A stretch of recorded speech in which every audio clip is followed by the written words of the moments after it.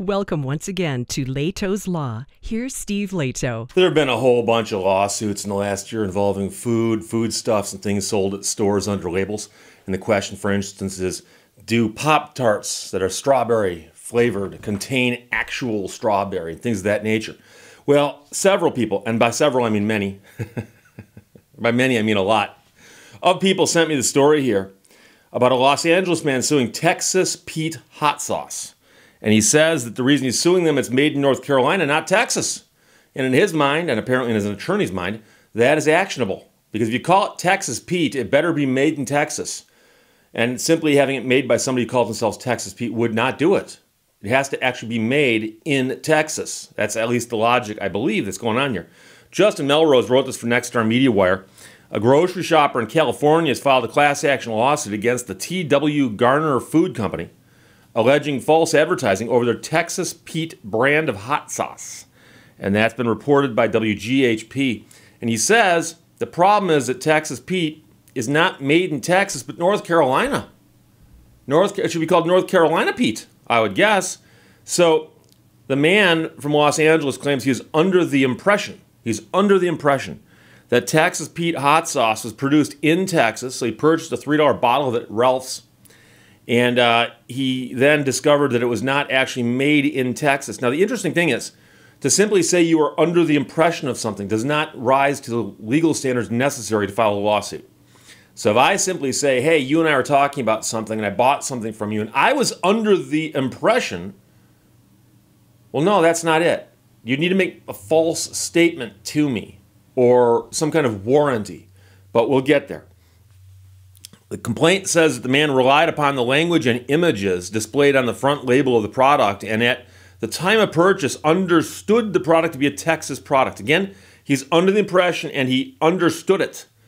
The label includes the famed white Lone Star from the Texas flag, together with a cowboy who's got a lasso.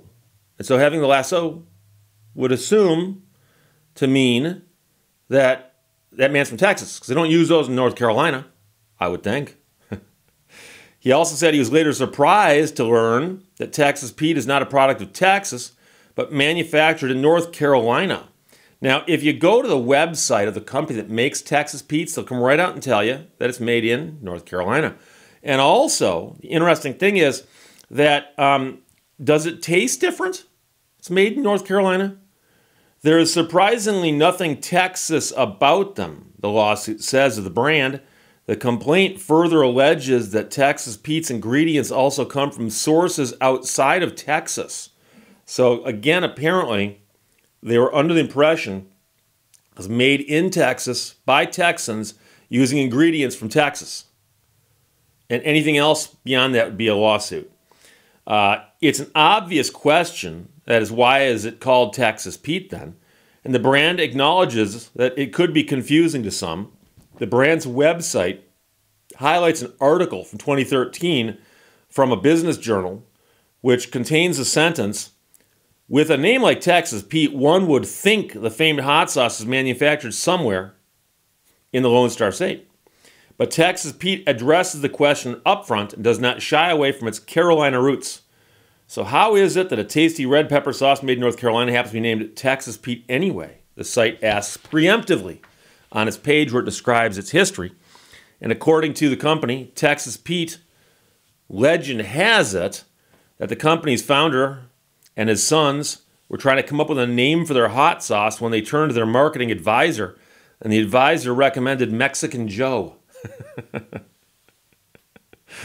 they thought Mexican Joe might do it, but then they decided they wanted to go with an American sounding name, and instead suggested Texas, which also has a reputation for spicy cuisine. So they tacked on Pete as a nod to his son Harold's nickname. So Texas Pete was kind of named after the guy's kid, but Texas was simply used to get the image going of the Great Southwest. Now, in the lawsuit here, they point to the brand's own history as evidence of false advertising. In revealing the thought process behind its brand name, it now admits that Texas's reputation was one they were trying to mimic and capitalize on when creating their brand.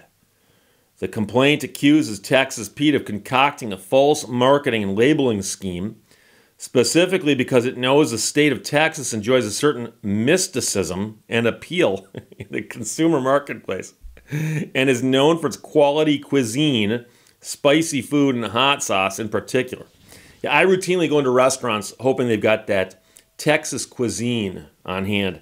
Had he known Texas Pete wasn't made in Texas, the man says he wouldn't have bought the hot sauce, or he would not have paid as much for it. And he believes he's not the only one, hence a class action. So he's basically saying, look, he wouldn't have bought it at all. Or if he had bought it, he would have paid less for it. A diminution in value claim.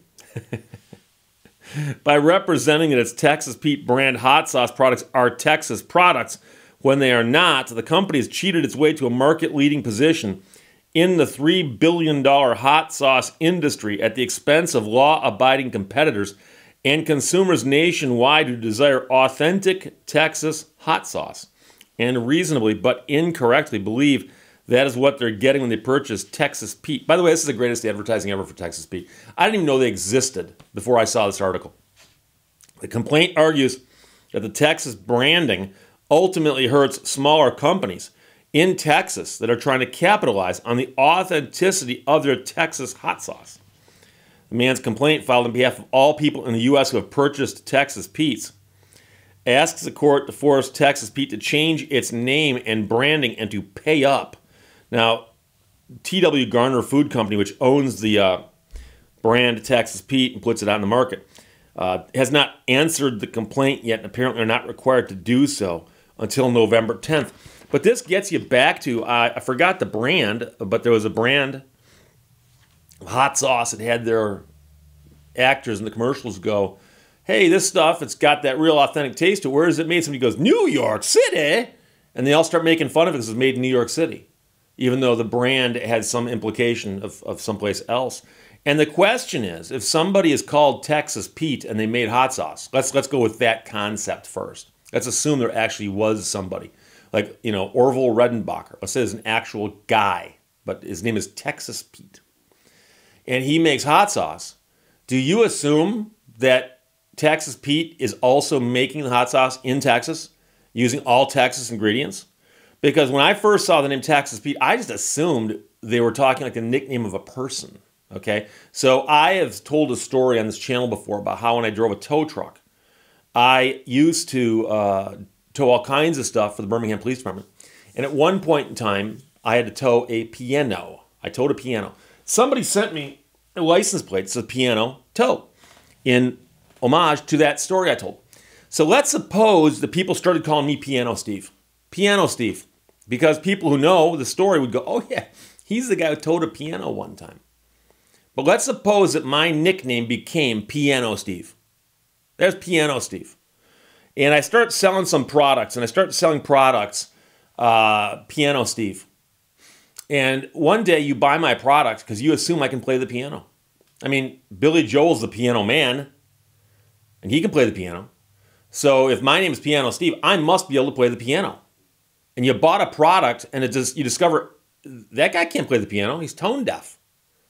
No, he doesn't even own a piano. He hasn't got a piano in his house. What? Piano Steve? I've been misled. And so the question is, you buy a product called Texas Pete's, and you'll notice that Texas Pete sounds like someone's name. But let's get back even further than that. And that is when you are under the impression of something, or you believe something. The question is, what put you under that impression, or what led you to believe it? Because this actually gets us to warranty law. I kid you not. And I've talked before about how any statement made by the seller with respect to the goods that becomes a basis or part of the basis of the bargain can become a warranty. So if I hand you the widget and I go, this is a Class A widget. Let's assume there's actually classes of widgets, same with the grade diamonds. And I go, this is a Class A widget. And you buy it from me. You take it home and you go, look at that, I bought a Class A widget from that guy, Piano Steve. And the Class A widget is worth $1,000. Class B widget, $100. So you take it to your widget expert and go, look at that Class A widget. Got it today. And he goes, oh, that's a Class C widget. In fact, get that thing out of my building. It might hurt somebody. And you go, what? He told me it was a Class A. And the fact that I told you it was a Class A widget is a warranty. And now, it may have induced you to buy, and you may be able to make some other arguments that way. But the simplest way of looking at this is it's a warranty. So if you were to pick up the Texas Pete hot sauce bottle and read the bottle, okay, does it make any statements? And by the way, the statements don't have to be like sentences containing, noun or verb, subject, all that stuff. Doesn't have to. Doesn't have to, okay? But does the label lead you to believe that it's manufactured in Texas using Texas products? And I'll admit, I don't have one in front of me, but simply saying, well, it's called Texas Pete. What does that mean? If you call somebody the Motor City Kid, does that mean he lives in Detroit? He's from Detroit? He likes Detroit? I mean, what does that mean? So Texas Pete hot sauce, the question is, was there anything else other than simply calling it Texas Pete? Because then it sounds like simply if you put the word Texas anywhere on the label, you can be sued if it's not made there using their products. And that would be a bit of a stretch. So I think this is kind of a goofy lawsuit. And it's all over, yes, a $3 bottle of Texas Pete's purchased at Ralph's Supermarket. And I was unaware of this huge movement towards the fine cuisine of Texas. And I'm not making fun of the people of Texas, by the way, nor am I making fun of their cuisine. But if you said, Steve, where would you go for hot sauce? I think the Southwest. I wouldn't just think Texas. I might also think Mexico or other places like that. But I'll tell you right now, the hottest sauce I ever tasted was at a hole-in-the-wall bar in California. And just thinking about it right now makes my tongue hurt. So California's got some hot sauce. And in fact, I visited the Toledo Zoo. I forgot about this just now, literally. Went to the Toledo Zoo a couple years ago. And then went to a little Mexican restaurant right around the corner from it. And they had something on their menu that involved a hot sauce that had the word Diablo in the title. And I believe Diablo is the name of that fellow with the cloven hooves and the pitchfork. And I thought, how hot could this be? And I asked the waitress, I said, how hot is it? She goes, oh, it's hot. It's hot. I said, really? She goes, yeah, it's hot. I said, okay, I'll try some. I almost hurt myself. It literally was so hot, I actually thought my tongue may have been injured by it. So I'm not sure which was hotter, the stuff in Ohio or the stuff in California, but neither of them were in Texas. So there you go. We'll see what happens, but it's going to boil down to, I think, whether there's anything on the label besides simply using the word Texas. Because I don't think that would rise to the level of actionability. However, we'll have to see what happens. So there's a story sent by all kinds of people. I apologize, I can't mention them all. We'd be here all day. Justin Melrose wrote that for Nexstar MediaWire. Los Angeles man suing Texas Pete hot sauce because it's made in North Carolina and not Texas. And also not using Texas ingredients. Questions or comments, put them below. Let's talk to you later. Bye-bye. Thank you for watching Lehto's Law. Nobody cares if you're miserable, so you might as well be happy.